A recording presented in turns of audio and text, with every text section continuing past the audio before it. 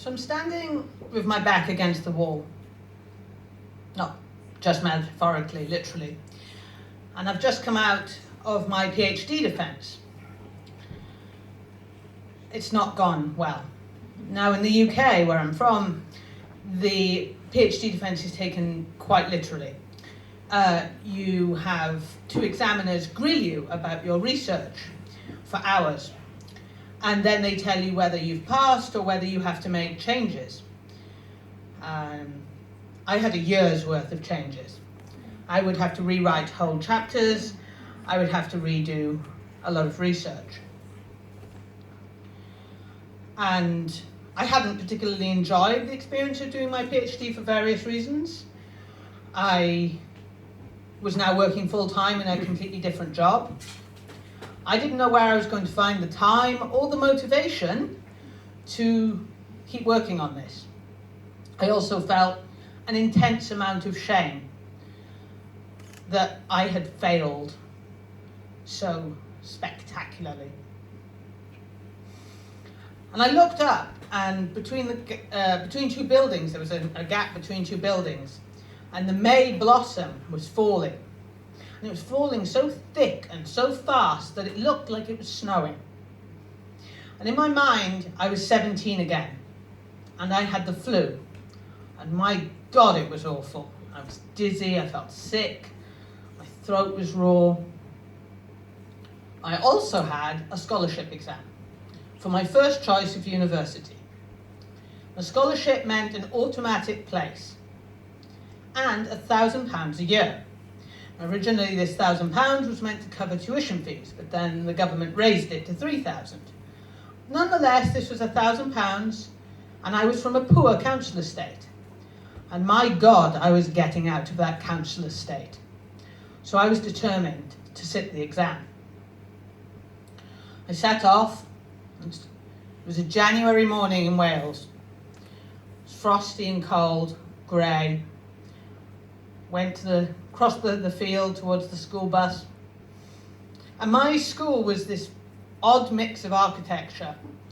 It had been a grammar school, now it was comprehensive, and there was a stone section from the 1910s, and then these ugly, tall additions from the 1960s, and then these super modern classrooms, so new that the paint was still drying.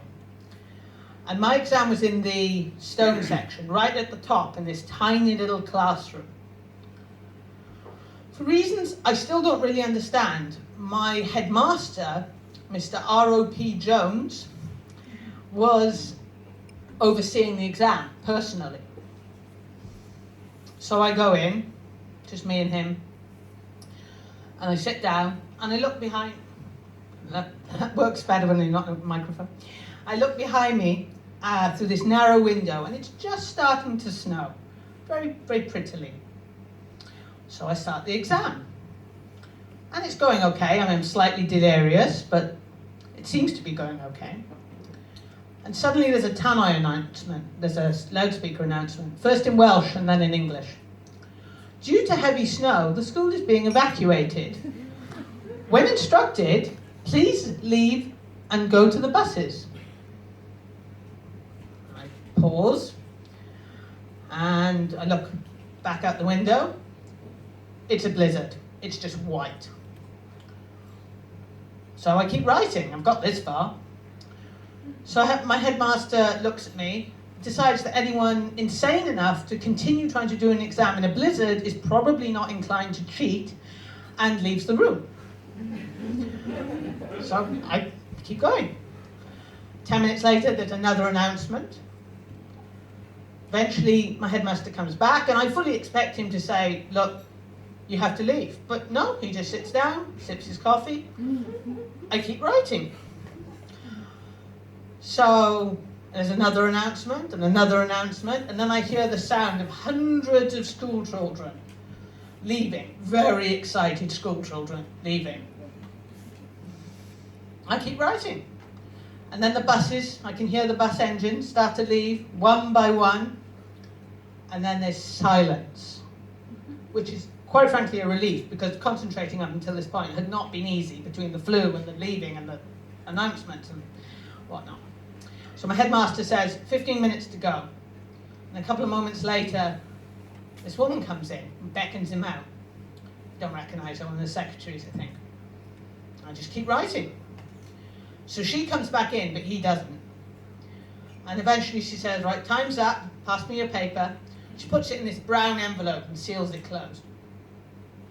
So I get up and she leaves. And I think she intended to come back to check that I had someone to pick me up, but she never did. She didn't come back. So I'm just left.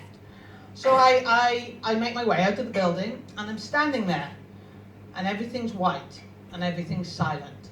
And I'm in this snow-covered playground. It's completely surreal. Made more surreal by the fact that whatever drugs I'd taken to sort of hold off the symptoms have now completely worn off and I'm just kind of feverish.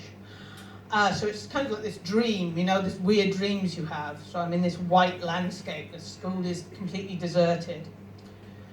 And I should feel panicked because I'm alone and, you know, stranded possibly. The buses certainly aren't going to be running anymore. So I call my stepmom on my snazzy Nokia 3310. Best phone I've ever had. And at that point, she traded in our car for a old white camper van. And it's in this she comes to pick me up. So we drive up through the Ammon Valley, through these A roads, you know, they're okay. And you can see the mountain that kind of looms over the whole valley. It's called Mynydd D, the Black Mountain. It is ironically at this point white. And we do okay, we drive slowly until we turn into the hill above the house. And there's a child playing very gleefully in the snow, and he goes out in the road. So my stepmom, she does the one thing you shouldn't do in a heavy vehicle on a snow and ice covered hill. She slams on the brakes. It's a reflex, there's a child, she doesn't, you know. So the mother grabs the child, pulls him away from the road. But our wheels have locked, and we're sliding down the hill. And my stepmom doesn't swear, but she really wants to, I think, right now. And she's holding the steering wheel, and we're holding the wheels, and I'm barely there at this point, to be honest, but I'm like, just go down the hill. And we inch forward and hope that we don't skid. Hope that the wheels don't lose control. Slowly, slowly, we make it. We go forward, and the wheels hit the bottom. And back on the May Day, I push myself off the wall. I get a friend to pick me up. And I go home, and I feel very sorry for myself for quite some time. And then I start to write. And I write on weekends. And I write after my work of my office job. And I write during work in my office job. The most geeky way of breaking the rules in work, working on your PhD. And I keep writing. And it was spring by the time I got the letter when I was 17. I got a full scholarship. I was going to get out of that council estate. And a year and a half after that May Day, my internal examiner messages me. We're friends on Facebook by this point.